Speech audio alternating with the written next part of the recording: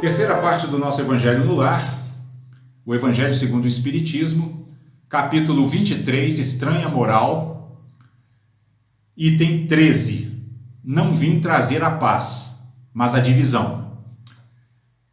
Onde Kardec, comentando essa frase de Jesus, diz: Jesus vinha proclamar uma doutrina que solaparia pela base os abusos de que viviam os fariseus e os escribas e os sacerdotes do seu tempo.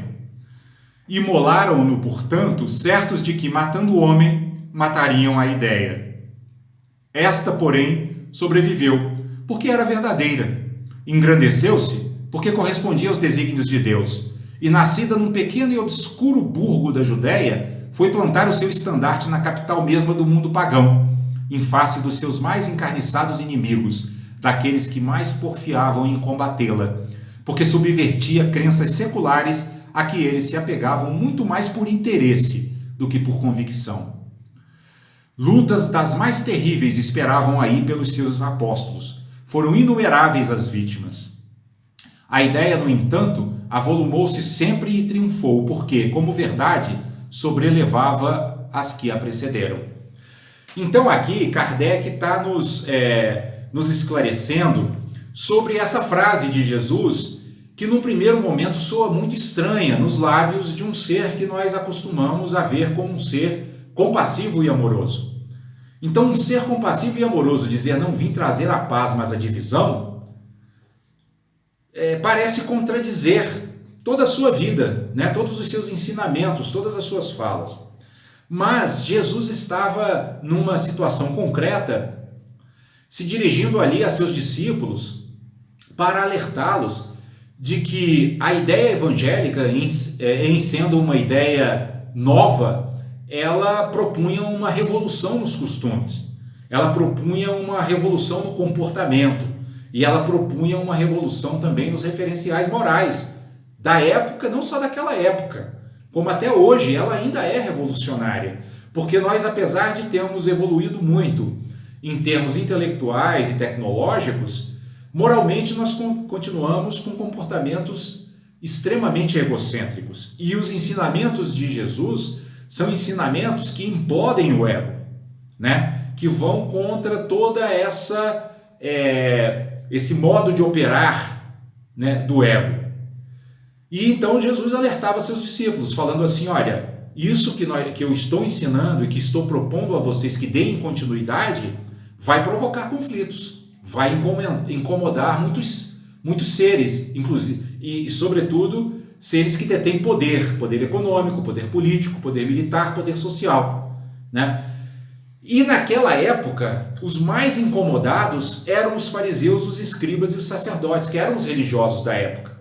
Mas eram aqueles religiosos de uma religião já desgastada pelo tempo, né? Uma religião que já não era cultivada por esses sacerdotes como uma religião renovadora do mundo interior, né? Era uma religião meramente formal, que seguia ritos, né? E que, na verdade, acabava colocando esses sacerdotes, esses fariseus, né, e esses escribas em uma situação social favorável, de dominação social, né? E foi por isso que eles incitaram o poder romano a crucificar Jesus, porque eles perceberam que as ideias de Jesus, embora fossem ideias de amor, de compaixão, de bondade, de paciência, de tolerância, elas também eram uma mensagem de igualdade, né? Que dizia: olha, todos são irmãos, todos são filhos de Deus, portanto não há razão para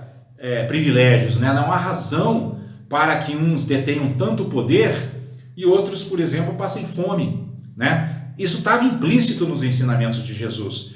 E os poderosos da época perceberam com clareza que se esses ensinamentos penetrassem no coração das massas, do povo, isso poderia promover uma verdadeira revolução social e eles poderiam perder todos esses poderes e privilégios dos quais desfrutavam.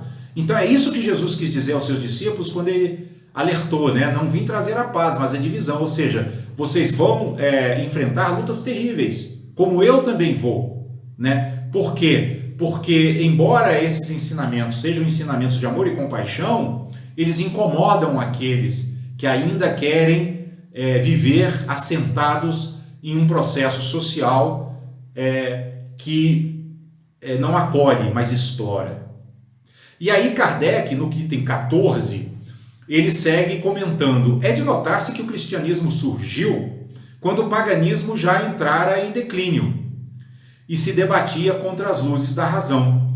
Ainda era praticado pro forma. A crença, porém, desaparecera. Apenas o interesse pessoal o sustentava. Ora, é tenaz o interesse, jamais cede à evidência. Irrita-se tanto mais quanto mais peremptórios e demonstrativos de seu erro são os argumentos que se lhe opõem. Sabe ele muito bem que está errado, mas isso não o abala, porquanto a verdadeira fé não lhe está na alma. O que mais teme é a luz, que dá vista aos cegos. É-lhe proveitoso o erro, ele se lhe agarra e o defende.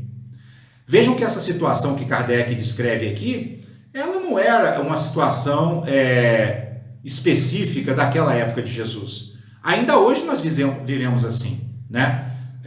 Há um temor muito grande daqueles que detêm o poder político e econômico, né? De que ideias como as ideias evangélicas genuínas, né? As ideias evangélicas genuínas, não estamos falando aqui de religiões formais, né? Mas há muito medo de que as ideias evangélicas genuínas se disseminem, até dentro de muitas igrejas, porque dentro de muitas igrejas também existe uma espécie de hierarquia rígida, né? Também existe uma espécie de exploração da fé ingênua das pessoas, né? E esses que dominam essas religiões formais também temem, né, a essência dos ensinamentos evangélicos, porque, como eu disse agora há pouco, a essência dos ensinamentos evangélicos é de igualdade. E se alguém no seio das próprias igrejas, muitas delas ditas cristãs, hoje quiser pregar, né, o evangelho e, sobretudo, vivenciar o evangelho em sua pureza, vai ser atacado, né? Vai ser criticado. Aliás, não precisa ir muito longe. Madre Teresa de Calcutá foi muito criticada pelas decisões que tomou. Por quê? Porque ela resolveu viver o evangelho. Ela não saiu da igreja, ela continuou sendo freira, né? Tanto é que ela era chamada de Madre, né? Madre Teresa de Calcutá. Mas ela enfrentou duras batalhas dentro da própria igreja, né? Inclusive sofrendo chamadas de atenção de seus superiores, né? Porque, por tudo isso que nós dissemos, aquele que vivencia o evangelho genuinamente, em sua pureza, ele abala os alicerces dessa sociedade que está construída na base da exploração, né? E na base da submissão, e não na base do esclarecimento compassivo das mentes, né? Isso é muito importante da gente entender. Inclusive essa expressão que Kardec utiliza aqui, pro forma, né? Ele se refere ao paganismo na época de Jesus, que o paganismo estava em declínio e era praticado pro forma, né? O que significa pro forma? Por pura formalidade, sem sinceridade, apenas para manter as aparências. Ora, se a gente vier para os nossos dias, quantas pessoas, né, quantos seres ditos religiosos praticam a religião pro forma, né, por pura formalidade? Apenas vão lá, cumprem os ritos, mas seu mundo interior não evolui, né? Seus sentimentos não se purificam, suas mentes não se tornam mais claras. Ou seja, é pura aparência, né? É pura formalidade. Então, ainda hoje, se aplicam esses ensinamentos de Kardec. Vamos lembrar de Chico Xavier, né? Chico Xavier, quando começou a ficar mais conhecido lá em Uberaba, né, em Minas Gerais, ele foi muito atacado pelos católicos mais tradicionais de Minas. Minas é um estado muito tradicionalmente católico, né? E iam fazer panelaço na porta da casa dele e testavam a paciência dele de todos os jeitos. Por quê? Porque essas pessoas que estão muito apegadas à forma, né, e muito distantes do conteúdo evangélico, elas são verdadeiros cegos, né, não enxergam, né, a luz, e a luz os incomoda. Então, quando alguém como Chico Xavier vivencia o Evangelho em sua mais pura essência, incomoda. Porque, como diz Kardec aqui, o que mais temem os cegos é a luz, né? Aquilo parece que obscurece sua visão. Eles não estão acostumados com a luminosidade e estão, acima de tudo, muito apegados, né, a verdadeiros preconceitos religiosos, né? A verdadeiras noções que, embora se digam religiosos, de religiosidade verdadeira não tem nada, né? E aí Kardec, quando caminha para a conclusão do seu ensinamento, ele vai dizer assim: Sócrates também não ensinava uma doutrina até certo ponto análoga à do Cristo? Por que não prevaleceu naquela época a sua doutrina no seio de um dos povos mais inteligentes da terra? É que ainda não chegara o tempo. Ele semeou numa terra não lavrada. O paganismo ainda se não achava gasto. O Cristo recebeu em propício tempo a sua missão. Muito faltava, é certo, para que todos os homens da sua época estivessem à altura das ideias cristãs, mas havia entre eles uma aptidão mais geral para assimilá-las, pois que já se começava a sentir o vazio que as crenças vulgares deixavam na alma. Sócrates e Platão haviam aberto o caminho e predisposto os espíritos. Então percebam que Sócrates e Platão, eles surgem no mundo 500 anos antes de Cristo, né? E os ensinamentos de Sócrates, né, que depois foram compilados por Platão, né, e se encontram hoje nos famosos diálogos de Platão, os ensinamentos morais de Sócrates, eles, se comparados aos ensinamentos evangélicos, eles são muito parecidos, né? Eles se fundamentam e se assentam praticamente nos mesmos princípios, né? Agora, o que aconteceu aqui, segundo Kardec, né, com Sócrates? Né? Sócrates nasceu numa sociedade, num tempo, né, numa sociedade grega, que foi o auge, o apogeu da filosofia ocidental, né, antiga. Né? Ali nasceram Sócrates, nasceram Platão, nasceu Aristóteles, né? Pitágoras e tantos outros. Foi uma era fértil, né, em grandes cabeças, né, em grandes inteligências. Entretanto, Sócrates foi condenado a tomar cicuta. Né? Curioso isso, né? Jesus foi condenado à crucificação e Sócrates condenado a tomar cicuta. Por quê? Porque seus ensinamentos incomodaram a sociedade da época.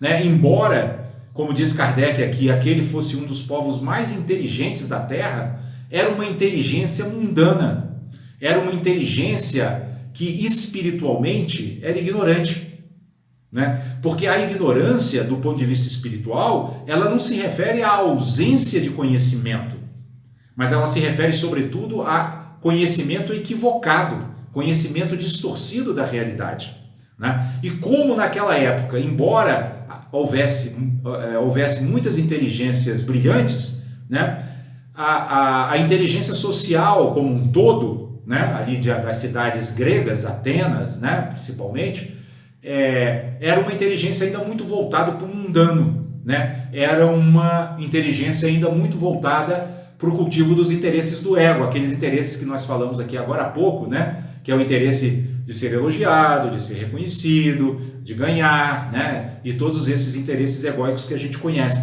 Então a inteligência estava toda voltada para isso. Aí vem Sócrates, né? Uma voz de sabedoria, para trazer ensinamentos muito semelhantes ao de Jesus, né?